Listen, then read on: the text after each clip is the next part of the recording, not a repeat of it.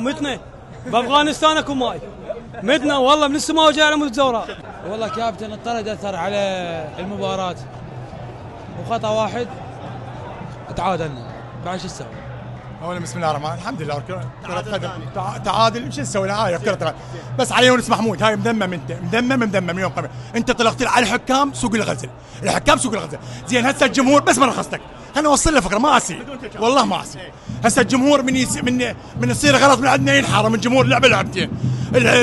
شو اسمه اللاعب هم ينحرم ماليا زين الحكام غير ينحرم غير حتى يصحح قطعه اللعبه الاولى الجول صحيح مال محمد قاسم انحرمنا من عنده اوف سايد وهاي اللعبه والله مو طرد الله شاهد محللين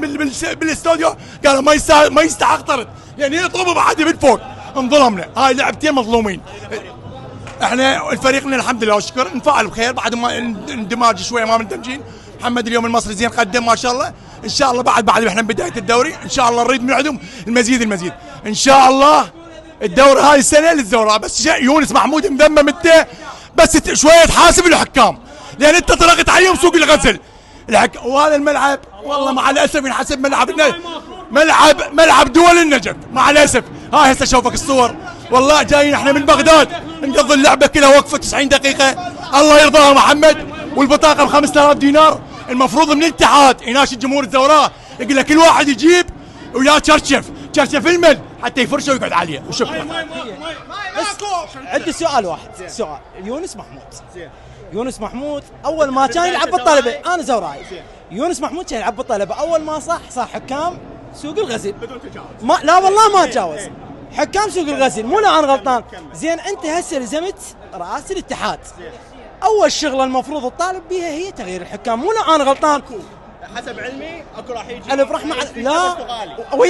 انا وياك هاي المفروض ايش وقت تبدا الموضوع هذا قبل الدوري مو انا لزمت صار لك ايش قد من لزمت ارد احاسبك انا هسه ايش وقت لزمت الف رحمه على امك وابوك ما فكرت بعقلك اول ما تريد تبدا بالحكام لان انا انتقدتهم والجمهور رياضي قاعد يتابعني مو انا غلطان الحل شنو